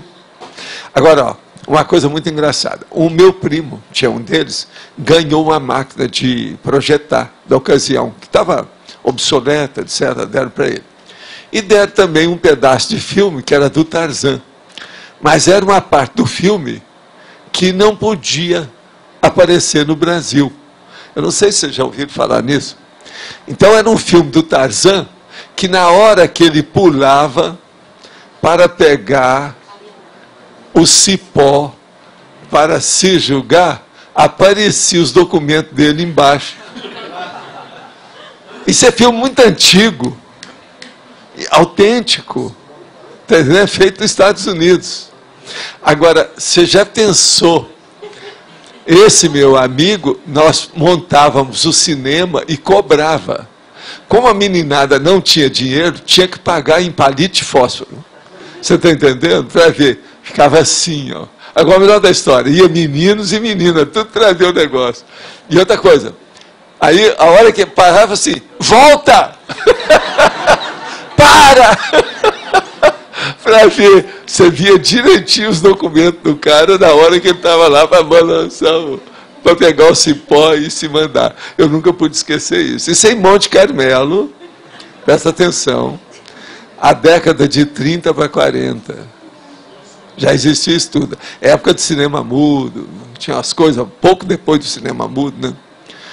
Agora, então isso tudo já era o meu interesse. Tanto que eu fui trabalhar no cinema, que era esse lá, e acabei sendo gerente, depois de 10 meses. Eu tinha 10 anos. Eu fui gerente aos 10 anos de idade, lá do cinema. Agora, eu comecei entregando os programas do dia, que eu tinha que entregar na cidade. Aquela o povo que ia mais, então a gente chegava e mostrava. Entendeu? E dava o programa. Era impresso, tudo. Agora, depois eu fui lanterninha, fui caixa, entende? E depois eu subi. Eu fui para o andar superior, que é enrolador de fita, que chamava. O nome era esse mesmo, que eles chamavam, enrolador de fita. Então, porque tinha carvão. Então, a primeira coisa que me ensinaram, não fica olhando para o carvão, que isso aí ofende a sua vista, isso aí não é bom. Aquele tchó. Agora, de vez em quando queimava, e na tela ficava aquele troço queimado assim. Você já deve, alguns aqui devem ter visto esse filme assim. É muito disso. Pois é. Agora, é esse que eu trabalhei lá. 10 meses. Depois eu deixei, porque o homem dessomou, né? E eles tiveram que mudar tudo, o cinema, tudo mais. Agora, o cinema era até bonzinho. Cabia mais de umas 300 pessoas por aí, sabe? 300 espectadores. Era bem arrumadinho. E outra coisa, antes tinha uma tela enorme com todas as propagandas das vendas, lojas da cidade, tudo desenhado à mão. Sabe, a cortina tinha propaganda. Aqui descia a propaganda para todo mundo ler como é que era. E outra coisa, todos os programas, isso é que era assim o cinema antigo, tinha primeiro as notícias do dia, que era uma espécie de documentário, depois uma comédia, quase sempre dos Três Patetas, pequenininha, e depois o filme. Era assim, eram 3 sessões. Eu sei, porque a gente fazia isso tudo, a gente projetava, você está entendendo como é que é? Outra coisa, Na terça-feira tinha sessão das moças. Era mais barato. Enchia de mulher. E outra coisa, no domingo de manhã tinha matinê. Era baratinho para meninada. Só coisa de criança. Tudo quanto é jeito. Filme do Walt Disney, esse negócio todo. Agora, seriado. O seriado tinha aquele dia específico. E outra coisa, o seriado quase sempre eram só 2 episódios cada vez. Não passava disso. Então eles traziam o seriado aí de 15 episódios, era um problema. Aquilo demorava até vir, e todo mundo brigava, tinha aposta para saber o que ia acontecer, entende? E tinha uns seriados terríveis. Tem um deles que eu estou sempre procurando, que eu nunca cheguei a encontrar nos Estados Unidos, que era a Cidade Infernal, do Moloch, que os caras cresciam. Eles foram para a África e tinha um aparelho que colocava em cima dos jovens, e eles viravam gigante. E outra coisa, naquela ocasião já tinha televisão. Na televisão é o seguinte, o cara andava com a caixa, e ele andava com o negócio e fincava na terra. A hora que fincava, dava um fio terra, ele ligava, aparecia a cena da distância, dentro da caixa. Agora veja, isso é filme de 1930 e poucos. Ainda não havia televisão. Mas já havia, teoricamente, você está entendendo? Agora, os caras eram impressionantes, aquilo, todo menino ficava impressionado. Os caras pegavam aquelas crianças que eram os pigmeus da África e eles se transformavam em gigante. Entendendo? Tudo lá. E outra coisa, escolhiam muitos atores para ficar tudo parecido mesmo. Então, essa Cidade Infernal eu sempre quis ver, nunca vi. Depois de criança, eu nunca vi. Agora, a meninada, o que fazia com isso? Ia para o esbarrancado e fazia a Cidade Infernal, que era do Moloch. Moloch era o cientista louco que fez o negócio. E ali se fazia dentro do esbarrancado, aquele buraco no meio do mato, fazia a Cidade Infernal do jeito que era no seriado. Durante o seriado todo, a meninada já tinha um cenário feito por eles. Você está entendendo? O negócio era sério, por isso. Eu me interessava devido ao processo mnemônico da retrocognição. Você entendeu, né? O que quer dizer? Por isso que eu fui estudar para ver como é que é. Nossa, eu cheguei a fazer filme, né? Filme assim, de filmagem com os outros e tal.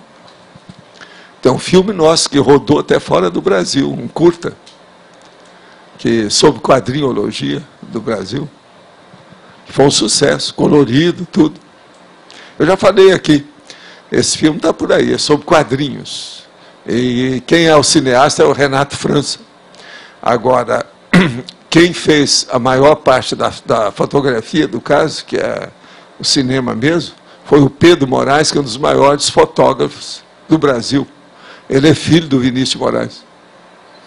Nós trabalhamos alguns meses com eles, tudo lá no Rio, na Visconde Pirajá, para fazer o filme. Agora, filmar toda essa gibiteca básica que nós temos aí, com a história toda no filme. E isso depois mandaram para o exterior. Esse filme passou no Brasil em muitos, aí como complemento, curta, você está entendendo? Como noticiário. Para muita gente. Mas você entendeu, então. Agora, o meu interesse básico sempre foi o processo mnemônico, devido à retrocognição. Agora, é muito bom na hora que você começa a ter certeza do que você lembra. Isso não tem preço. Isso é uma coisa impressionante. A hora que você tem certeza daquilo. Outra coisa, é muito engraçado também ver o seu desconfiômetro. O que você desconfiava que era, que você pensou antes de ocorrer? Quase sempre você acerta. Era mais ou menos aquilo que você sentia dentro de você. Agora, mas para isso, você tem que ter muito equilíbrio de dedução. Não pode ter paixão nisso. Você tem que olhar você como se fosse uma pessoa, você de fora. Você é um espectador externo que está olhando você. Isso é que é interessante. Agora, só para complementar então a ideia, e a questão dos 10 eventos para uma certeza? Aquilo é a melhor coisa que tem. É a minha técnica, né? Independentemente... Aquela é a minha fórmula. É uma fórmula. Entende? É um caminho. É uma matematização, né? Agora, isso independe do nível de lucidez e clareza que você teve em determinada situação. É o jeito. É o jeito. Tem jeito. Aqui tem outra pergunta. Gostaria de saber sua opinião sobre o Santo Daime, ou vinho ayahuasca. Olha, ele é tremendamente intoxicante e mata a pessoa antes da hora, principalmente se é jovem, principalmente criança. A ayahuasca, devido ao processo da chacrona, do cipó, aquela coisa toda, ele tem escopolamina, que torra e dá hepatopatia na pessoa. Para essa pessoa que perguntou, eu recomendaria para ver meu livro, Projeciologia, que tem um capítulo sobre o Santo Daime. É só olhar sobre tóxico, olha lá o processo de tóxico, que vai ver o que é que a gente está falando lá sobre isso. Eu estudei muito, inclusive lá no livro, se você quiser estudar, tem uma bibliografia da época que é a melhor que existe sobre o ayahuasca, que é o Santo Daime. Santo Daime é uma coisa que eu acho horrível e horrenda. Por quê? Eles não permitem uma opção de coisa no Brasil, no entanto, permite um negócio que é tóxico igual aos outros. Cocaína não pode. Maconha não pode. Agora, cigarro pode, Santo Daime pode, e aquele lá da terra do Adélio pode. Como é que é o da terra do Adélio? Chimarrão. Mas as crianças também tomam ayahuasca, isso é o pior. Pois é, a ayahuasca em criança é uma loucura, porque prejudica o processo, principalmente o sistema nervoso central. Porque a criança está com o cérebro em desenvolvimento. Ela toma, igualzinho tomar, por exemplo, Ritalina. Isso torra o problema da lucidez da criança com o tempo. Tomar Ritalina, por exemplo, isso é uma coisa negativa. Mas você quer falar, por favor? É assim, ó, há pouquinho, o senhor falou numa enumeração horizontal, assim, ó, lógico, eu não sei, não me lembro mais do contexto, o senhor falou assim, alguma coisa do lógico, ponderado e racional. Aí eu comecei a fazer o exercício de aplicar essa técnica da avaliação da palavra do emprego. O lógico e o racional você já tinha colocado, que é 69%, 71%. O ponderado, aí assim, se eu olhar nessa enumeração horizontal, e aí eu entendi por que o senhor faz a enumeração horizontal, que é para poder varrer várias porcentagens, não sei se eu estou certo. Certo. Né? Dentro dessa enumeração, lógico, ponderado e racional, esse ponderado, na minha opinião, ele podia ter até uns 70%, ou mais até. Mas o ponderável é um dos mais fracos, a meu ver, que tem aqui. Ponderável para mim é 5%. Pois isso que eu vi. Aí eu fui lá no número 13. É o mais baixo. Agora veja, o que é o contra ele? Você viu? É o indiscutível. Indiscutível praticamente é mais de 90% no mínimo. Aí eu fui lá nessa tabela e vi que é ponderável e indiscutível. Mas assim, esse ponderado daqui, então, está relacionado com o ponderável lá do número 13. A minha pergunta é, a semântica, não funciona a semântica? Não, o ponderável é o seguinte, é uma coisa que pode ser medida, pode ser pensada, é uma coisa que deve ser levada em consideração. Não vale nada isso. Entendi. Entendeu? Agora, se você for falar em peso, também vale. Ponderado é um peso bem menor do que indiscutível. Tá, embora estivesse aqui... Se você colocar na balança, indiscutível pesa muito mais do que ponderado. Então nessa enumeração aqui está boa porque admite o ponderável, admite o lógico, admite o racional. Mas eu acho que aí tem muita coisa que a gente pode melhorar isso, você sabia? Porque assim... Eu não acho que isso aí seja definitivo de modo algum. Tá. Agora, eu tinha que colocar alguma coisa também que seja renquen. Aqui, produto combate. Você está entendendo? Por quê? Eu estou começando a mexer com isso agora com vocês, senão eu assusto vocês. Assusto o passarinho. Uma outra pergunta. Eu tenho 2 adjetivos, vamos supor que eu quero usar 2 adjetivos. Se eu sei que um é emaranhado, assim, tá mais... Que eu estou entendendo que aquele item amaranhado e deslindado não é a palavra emaranhada e a palavra deslindada que está em jogo. É o adjetivo que está emaranhado, não é isso? Isso. Então, assim, aqui, se eu sei que é emaranhado, é uma coisa confusa, complicosa, então, que você ainda não sabe discernir. Agora, deslindado, esclareceu tudo. Eu sei, então não é para usar um emaranhado, é isso? Não é para usar. Não. Depende do contexto. tem alguma dica, assim, depende do contexto? Depende do contexto. Olha o seu contexto, olha o que você está lendo, olha o livro.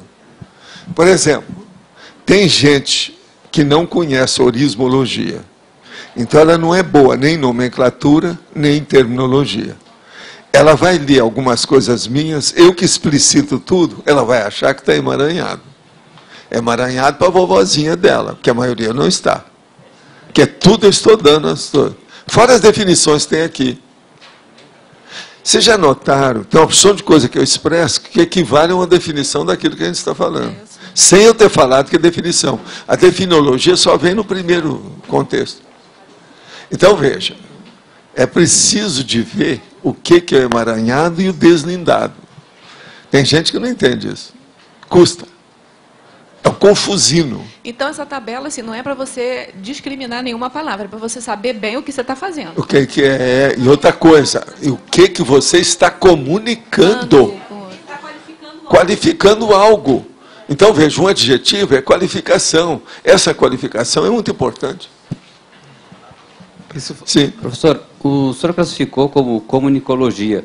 Não poderia ser mais específico na urismologia, nesse caso aqui? Não.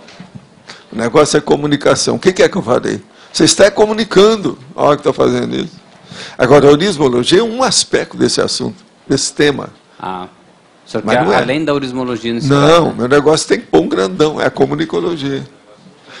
Agora, a urismologia, eu já trouxe verbete aqui sobre urismologia, não já? É a classificação. E na interdisciplinologia, não poderia acrescentar a urismologia também ali? Aí é com a Rosa. Rosa, você que sabe. Na interdisciplinologia. Aqui, ó. É colocar a orismologia também. Uma outra questão. No caso da tabela, da matematização dos conceitos, a gente poderia também pensar em estabelecer aqueles percentuais básicos, né? Tipo 25, 50, 75, acima de 90. Não. O negócio é dizer mesmo, é o detalhe mesmo. Se for fazer, é colocar o percentual. Eu já dei uma dica. Por exemplo, já dei uma dica baixa e uma dica alta. A alta, vocês viram, é o lógico e o racional. A baixa é esse, ponderável e indiscutível. Agora, quando o senhor coloca, por exemplo, ali no caso, vem essa ideia porque o senhor coloca regular e pula para o excelente, né? Poderia ter o bom, o ótimo, né? Na intermediação. Não, mas você conversa. Ótimo e excelente é mais ou menos a mesma coisa em certo contexto. Vamos devagar. Tentando ampliar Tem muita coisa parecida, mas não adianta fazer, não.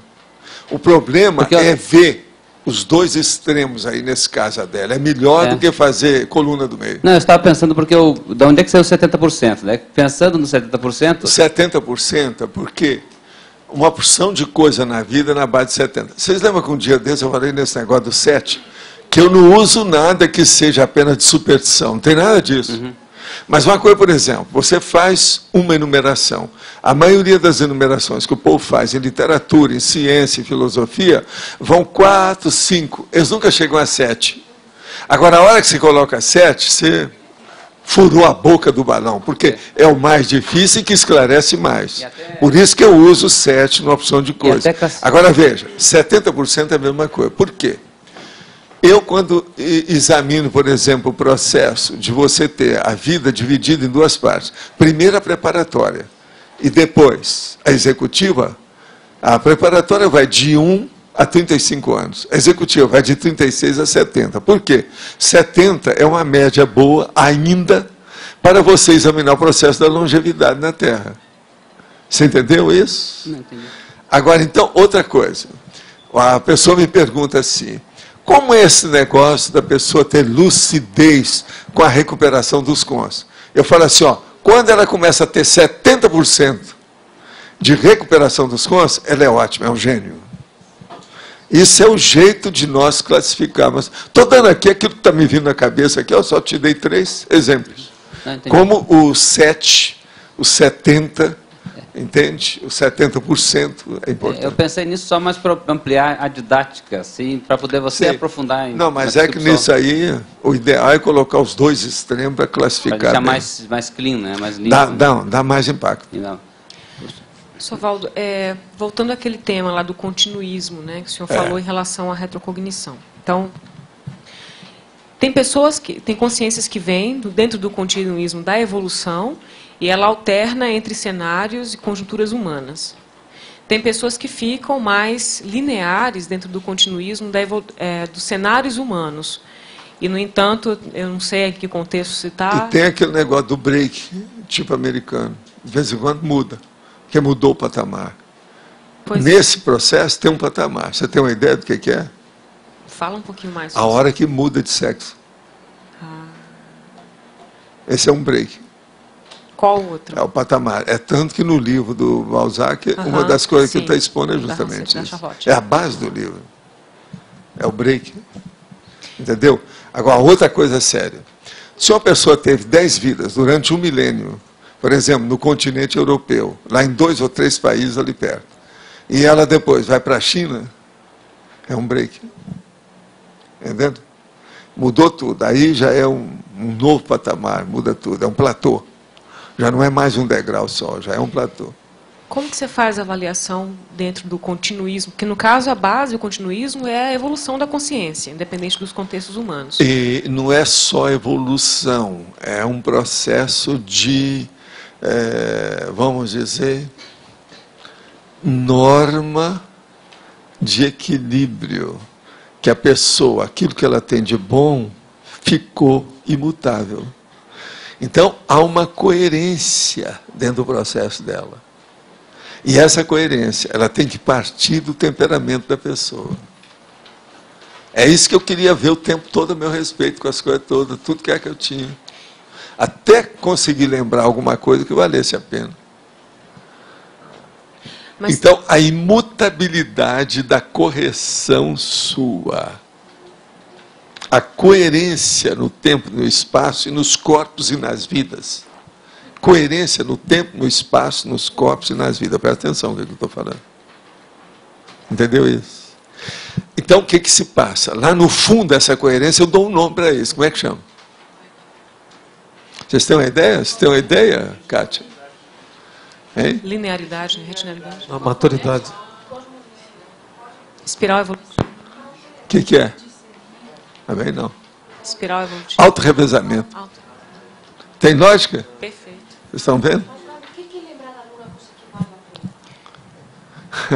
Assistência que você fez, depois você recolhe aquilo ali, a pessoa está aí te ajudando na hora que você precisa. Você ajudou naquela hora crítica, na hora que você estava crítico também, que a situação estava séria, e não era só dor de barriga não, coisa mais séria.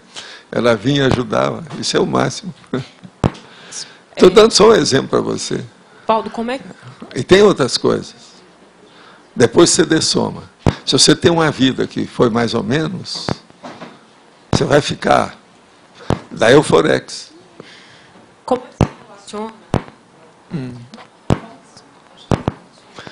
Agora, ó, eu quero dizer, já que eu falei em Euforex e Melex, eu quero dizer uma coisa para vocês. Vocês ainda vão ter isso nessa próxima vida, talvez umas 2 ou 3. Lá pela Santa vocês não vão ter mais não, tá? Isso não me interessa mais. Vai ser o contínuo. Vocês já vão ser isso. Vocês não vão ter o Forex, vocês vão ser o Forex. Cipriano. Você está entendendo bem isso? Oh, Camila, viu? Camilo, rainha, Camilo. Professor, esse trabalha nisso. Só para finalizar aqui o que eu estou querendo compreender. Como se relaciona essa coerência do auto-revezamento, quer dizer, a essência da consciência, daquilo que ela tem de bom, conjunto com a conjuntura humana? Vou dar um exemplo. O seu Manuelzinho, que era desperto, teve vidas em que ele era mais mental somático e veio uma vida analfabeto. No entanto, a coerência era uma. Como que se relaciona essa mudança de ele não mudou contexto, nada. de perfil? Ele não mudou nada, ele apenas ficou especializado dentro de um processo de fazer uma TACOM com mais detalhes, mais circunstanciada. Ele não mudou. Ele já vinha fazendo alguma coisa daquilo, mas ainda não tinha se especializado no que precisava. Agora, dedicado a vida toda a TACOM. Ele consolou aquilo que muitas vezes ele foi negligente. Ele sabia disso. E a Ana, por exemplo? A Ana que era intelectual numa vida e veio cozinheira na outra vida. Sei, mas essa veio para mostrar a coisa e ajudar algumas pessoas com quem ela ajudou na vida dela. Inclusive o filho dela, o marido que depois sumiu, aquela coisa toda. Isso tudo tem. Outra coisa, vai ter um curso aí sobre o Cristo espera por ti. E uma das questões que já levantaram, que eu vi eles falando aqui, é o seguinte: por que uma monja vai renascer numa família obscura e escondida em pleno século XIX, no interior, lá do fim do mundo da França? Essa é pior. Eu estou te dando agora um negócio pior. Você tem que analisar isso aí. Por que é que a monja foi renascer lá? Baseado em quê? Não, tudo é assistência, esquece. Tudo é assistência. É muito mais complexo. Agora nós queremos, vamos ver o que. Isso aí é uma das coisas que eu quero ver, qual a conclusão que eles chegaram. Se eu puder, eu vou estar lá para ouvir o que eles vão falar sobre isso. Eu vou perguntar para eles, quando é que vão tocar nesse assunto? Eu quero. Aqueles que quiserem têm que aparecer lá. Ainda dá tempo ainda para fazer inscrição. Ó, estou dando uma colher de chá, tá? Mas, Valdo, só então, finalizando. Como que a gente amarra essas pontes e começa a estudar e entender mais com cosmovisão a continuidade, nesse caso, da assistência, das tarefas, da coerência pessoal, da consciência? Não esqueça sobre isso. Pense primeiro, no modo de você fazer essa análise. Se você estudar estrutura e chegar numa conclusão, você vai ter outras conclusões depois disso. Não se preocupe com isso. O problema é ver se você entende o modo de fazer análise dos flashes, episódios e da trama. Agora, ó, episódio, você pode ter um episódio pequeno, pode ter um episódio grande. Tá certo? Tem episódio, por exemplo, das séries que fazem cinema, por exemplo, que é um verdadeiro filme, às vezes de 1 hora, 2 horas cada um. Não é isso? Então, veja, esse é um episódio grandão. Então, pensa, existe um take, que é apenas uma tomada, instantâneo. Isso é um flash. Agora, o episódio, um take que pega durante 5 minutos, sabe, uma cena que se desenvolve com 3 personagens.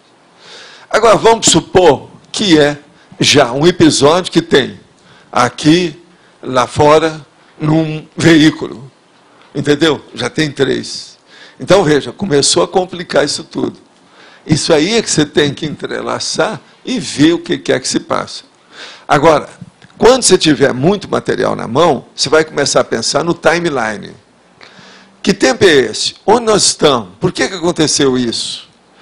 E outra coisa, procurar ver, nesse período todo, alguma expressão, nome ou legenda que tem em algum lugar que você viu.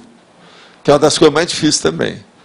Porque, às vezes, o nome que você encontrar, você vai localizar onde é que é aquilo, a época e a localização geográfica. Então, o elemento geopolítico da coisa é importantíssimo e muito difícil em retrocognição. Guardar nomes e números é das coisas difíceis que tem. O número não é tanto. O nome é pior. Agora, o nome específico que eu estou falando com as coisas todas. Agora, datas, às vezes, é problemático, porque data nunca é um número simples, né? É mais de um número. Então, isso também é complicado. Agora, a primeira coisa, então, que você tem que olhar é o seguinte. A hora que você tiver qualquer lembrança, seja na vigília física ordinária, ou seja, projetada, a primeira coisa que você vai fazer é o seguinte: fixa uma ideia que é a palavra-chave, expressão-chave ou ideia-chave daquilo. Esquece o resto. Com aquela ideia-chave, você pega o resto. Sempre você tem que pegar e pensar. Porque senão, principalmente se for fora do corpo, se tiver 30 coisas, você não vai lembrar. Então tem que pegar o essencial, que a hora que você começar a colocar e registrar, tudo melhora. Outra coisa, o registro tem que ser feito imediatamente quando você volta. Não pode deixar para depois. É muito diferente daquilo que eu falo aí, que as pessoas fazem, por exemplo, uma reflexão de passar 5 horas pela manhã sem anotar nada. Ela só penseniza. Isso é outra coisa. Vocês já viram essa técnica, eu já falei aqui como é que é. que às vezes a pessoa precisa de pensar. Ela não registra nada, para não perturbar o pensamento dela, ela só pensa. Fica no lugar tranquila, com uma boa temperatura, tudo adequado, e passa lá 5 horas. Uma coisa boa é o serenário da turma, usar isso lá. Pois é. Você entendeu aí o nível? Então, isso é que é o importante, Helene. O resto deixa, que vem. Vem de bobs, vem como complemento. Pode falar.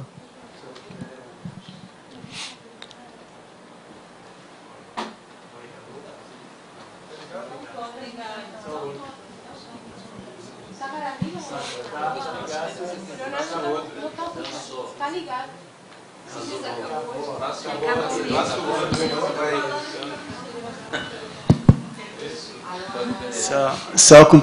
Sobre o assunto, aumentou muito.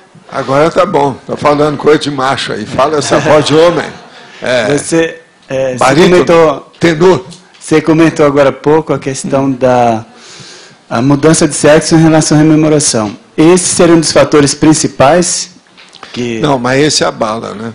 Que por exemplo, no nível atual... Você, machão, durante 8 vidas. Isso. Machão dominava tudo, líder, o diabo.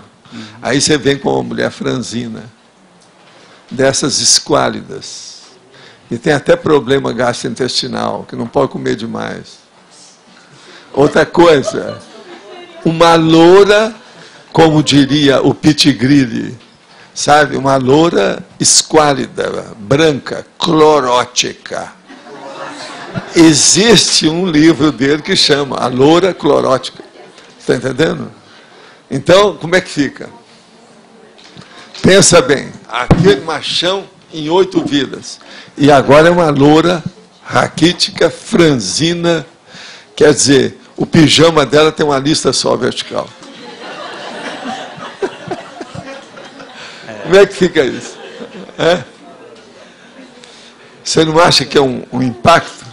Agora, ó, lembre-se do livro, mais uma vez, Cristo espera por ti. Ele foi escrito para assuntar esse tema de uma maneira mais detalhada, mostrando um caso. O livro todo foi feito para isso.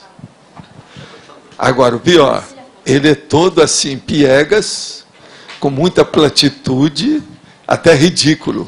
Cristo espera por você. Seja homem ou mulher ou homem, Cristo espera por você. Muito chato essa. Agora, a mudança, por exemplo, dessa influência aí, se dá basicamente a partir de que nível, vamos dizer, na escala, se considera? Se dá ao passo que precisa, se a pessoa desbordou muito por um lado, para não falar outros nomes, né, que você sabe o que eles veem. Se ela não foi muito por um lado, muda logo na hora. Não interessa quando nem de que modo. Depende da circunstância. Não, em termos de atenuar esse efeito. Né? Tem só uma coisa que eu quero te lembrar. Nós todos temos milhões de pessoas no nosso grupo evolutivo. Sempre tem homem e mulher diferente, que pode ser pai da gente e pode ser mãe. De modo que isso varia muito. Entendeu? Como é que fica? Então você era homem e tinha a sua amada. Você errou muito, arranja uma vida que você vem ser filha da sua amada. Aí você vai adorar a sua mãe como menina, né? Uma menina que adora a mãe, fica por isso. Mas as coisas todas já mudaram. Agora, com isso, você já começou a fazer a partilha das emoções. O amor de homem para mulher, o amor de filha para mãe, o amor de filho para pai, o amor de irmão para irmão, o amor de sobrinho para sobrinho, o amor de você com a humanidade. E aí vai. É assim que tem. Esse é o caminho do processo da seriedade.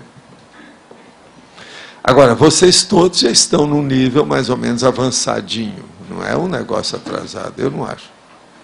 Sou o processo seriedade, todo mundo aqui está numa situação até um pouco boa. Entende? Apesar da Idade Média, do feudalismo que a gente vive falando, apesar disso, não obstante, não é bem, em espanhol o nome é outro, né? Sin embargo, apesar de todo, entende? Umas tertúlias atrás, eu entendi que o senhor disse que muitas vezes um desentendimento é porque há essa mudança de sexo e a pessoa estranha. Te fala melhor isso? Não, mudou o sexo o problema é ver lá no livro. Olha lá está explicando isso tudo bonitinho. Começa assim, eu em corpo de homem? Como? Uma reclamação danada. Agora, você já pensou a gente pegar esse povo feminino que tem aqui, essas moças bem femininas, e colocar elas aí no corpo de homem? Tem algumas que não vão gritar.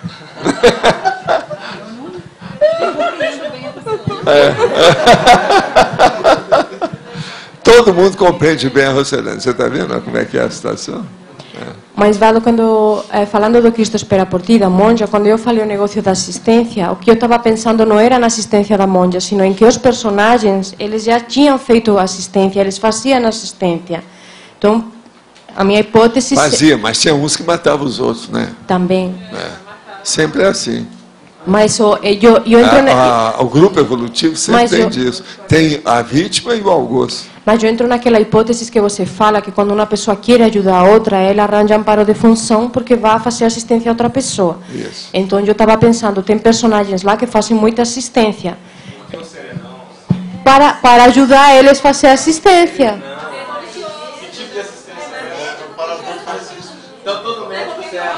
Bom, todo médico tem serenona? É preciso você ir nesse curso. Conclusão. É bom você ir ao curso. E eu vou no curso. Pois é, então tá. Então, ó, você já tem mais uma. Agora a gente tem aqui umas perguntinhas.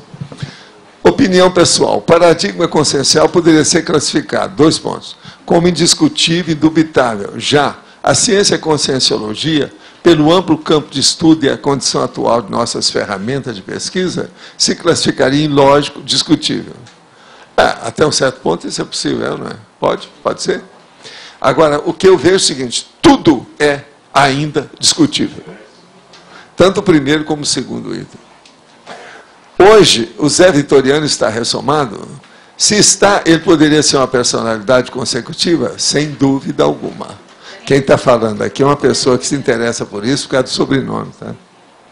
Agora, ó, esse era uma grande personalidade, esse homem, Zé Vitoriano. É uma das pessoas, assim, vamos dizer, um damo excelente, sem erro, honesto, digno. Essa é a fora de série. Poderia explicar de novo a diferença entre lógico e o racional? Alguém quer explicar aí? Né? Eu já falei muito sobre isso. Quem é que vai falar aqui? Lógica e racional, porque estão perguntando para falar de novo. Como é que é? É uma pena que o Jarbas não está aqui hoje, senão ele seria o primeiro a querer mostrar. Lógica e racional. É assim que ele fala. Né? Bom, o lógico ficou até 69%. E o racional ficou até 71%. Por quê? O lógico é mais fraco, e o racional você atinge um atributo intraconsciencial mais evoluído, mais permanente, mais estável. E o lógico é uma coisa mais extrínseca, uma coisa mais... Existem várias escolas para a lógica. Agora, a racionalidade só existe para mostrar só o irracional. A ilogicidade é diferente, com referência à lógica, entre o processo do raciocínio e o racional. Irracional, geralmente se fala irracional. Quer dizer, então, é irracional. Esse não tem lógica mesmo de jeito nenhum, não precisa nem de falar nisso. É dicotômico, né? É dicotômico. Ou é racional ou não é. Ou é, não é. Agora, a lógica, vocês mesmos aqui falam, não, foi você que ela mesma falou. Não, Você está raciocinando uma outra lógica. Sobre o William. Então, veja, aí já vem uma opção de picotagem da ideia. Eu acho que aí nós estamos explicando bem para ela que perguntou. Agora, outra pergunta. Professor. Dentro da pensenologia, qual é a gazua para atingir, manter e conservar a retilinearidade do pensamento no dia a dia? Quais são os verbetes que poderão me auxiliar? Aqui, então, vamos dar aí uma receita para essa pessoa, para o nosso amigo. Primeira, EV. O que mais? Quem é que dá mais outra opinião aí? Tem mais alguma? Para manter a retilinearidade do pensamento. Assistência. E mobilidade física virgem. E o laboratório. O que mais? Eu estou de acordo. Visão assistencial também. Hein? Visão assistencial. A cama de reflexão, pois é. E de vez em quando tem que fazer isso. Então, ir na pensenologia. Agora, outra coisa. Começar a falar com retilinearidade do pensamento. Então, nada daquele negócio. Não, eu também quero falar, até depois dela, e tem relação com aquilo que falou, como é que eu estava dizendo, e aí, é mesmo o que é que eu estava querendo falar? Então, a pessoa não sabe o que é que eu ia falar. Isso é que é a falta de retilinearidade. Então, agora não. Eu quero falar sobre isso, sobre a caneta que está na sua mão. Acabou. Eu vou direto. Enfim, você tem que começar a esquecer os prolegômenos, os prefácios, os pródomos e os preâmbulos. E ir direto ao finalmente. Isso é que é a situação. Qualquer coisa, manda um artigo para o Antônio. Não é isso? Antônio Pitaguari. Revista Consciência, Foz do Iguaçu. Ultimamente tem sentido fortes dores no cardio-chakra ao passar por qualquer tipo de irritação. Trabalho com energia há alguns anos, mas tenho me dedicado mais nos últimos meses. Que pode ser a razão disso? Desbloqueio? Qual a recomendação? Não. Que eu acho que isso aí é estressamento. É bom você fazer aquilo que eu acabei de fazer esses dias. Uma série de exames para fazer o seu check-up. É bom examinar isso. Se uma pessoa está sentindo assim, cardio-chakra é uma coisa para a gente estudar e descartar a parte física. Eu não sei qual é a sua idade. Agora, se você já tem mais de 40 anos, então isso é duplamente recomendado. Se tem menos, é só uma recomendação. Se tem 40, é 2. Se tem 70, é 4. 4 recomendações. Acho que aí nós estamos clareando bem o que foi perguntado. Só uma questão com relação ao crescendo ali do polinômio. Significado, significante, signo e significância. Isso é com a Regina Camila. Pode falar, o que é? O que você está querendo?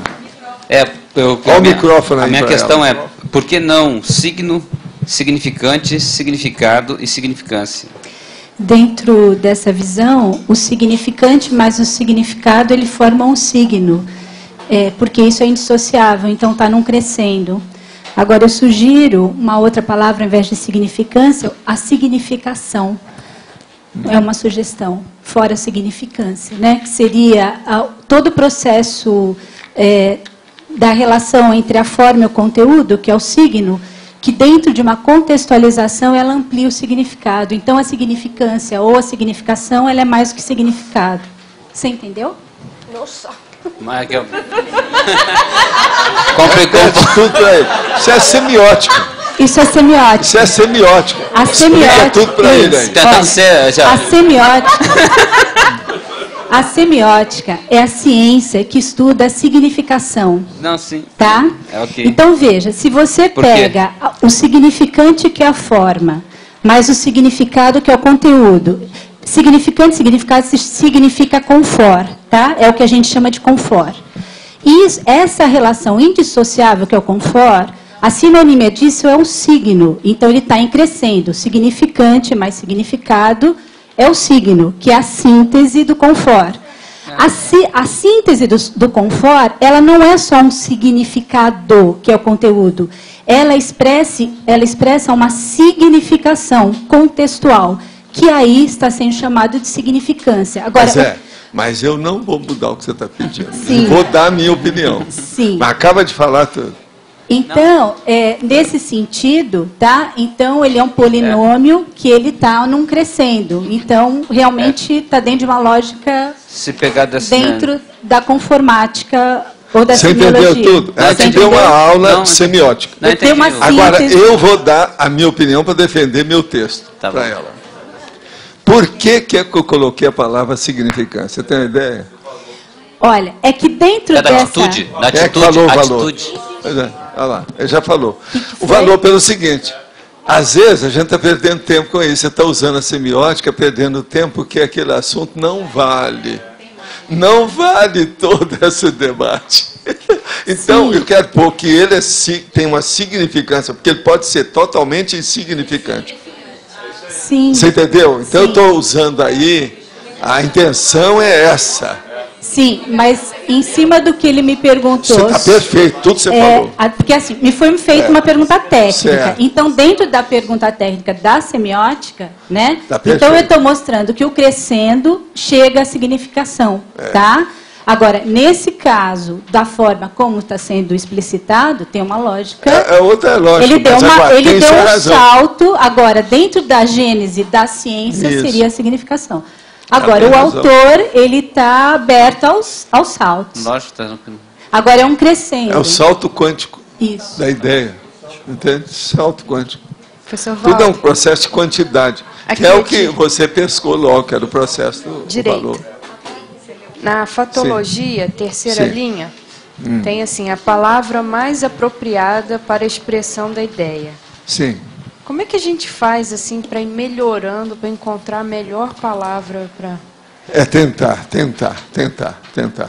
Escrever. E ampliar o vocabulário. Tudo que você puder. Ampliar.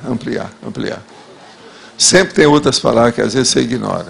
Uma coisa boa é aquilo que eu falo, ler o dicionário. Ler dicionário. Vocês sabem, eu coloquei muita gente lendo dicionário, inclusive dei dicionário. Na época do Centro da Consciência Contínua, tinha muitas pessoas que falaram assim, você nunca leu dicionário? Tudo indica que você nunca fez consulta ao dicionário. Eu vou te dar um dicionário para você ler. Então eu dava, você vai ler a letra B, que ela é menor do que as outras. Vai ler tudo, que eu vou te perguntar, baseado nisso. Agora, teve uma época no Brasil que tinha o Omário, o homem dicionário. Vocês lembram disso? Omário, que era o nome dele. Alguém lembra desse homem? Que aparecia na mídia? Omário, homem dicionário. Aparecia na televisão. Ele sabia uma opção, ele decorou. Então ele ia lá. Parece que era o Silvio Santos, né? Não tem ninguém aqui que lembra disso? Você lembra desse negócio do Omário, homem dicionário? Não? Eu, como sempre, estou de olho em palavra, né? Eu lembro. Vocês deixaram passar. Vocês fizeram Gazeta nesse dia. Quer dizer, uma série, né? Porque ele apareceu na televisão mais de uma vez. Omário, o homem dicionário. Ninguém aqui lembra. É engraçado isso, né? Agora, ele era isso, ele estudava. E ele ganhava prêmio. Sempre ganhava. Aquele negócio, acertou! Sabe como é que é aqueles programas que tinha isso? Ganhou!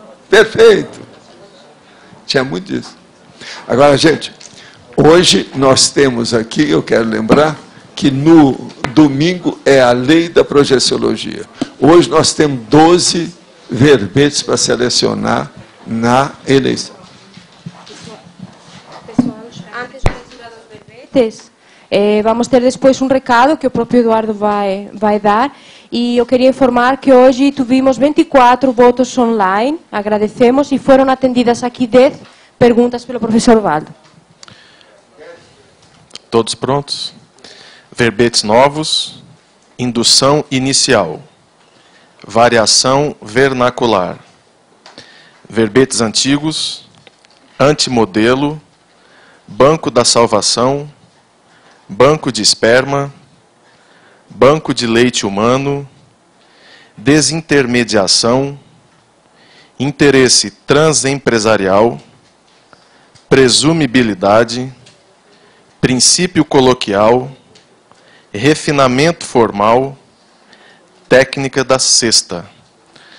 Pessoal, é só para um recado aqui, é só em relação ao curso Heterocrítica. Quem não fez as inscrições ainda tem vagas, tá? Pessoal de fora, de Foz do Iguaçu, os teletertulianos, a gente fez uma parceria com o Hotel Nadai. Vocês podem ter informações aqui na recepção, tá bom? Obrigado.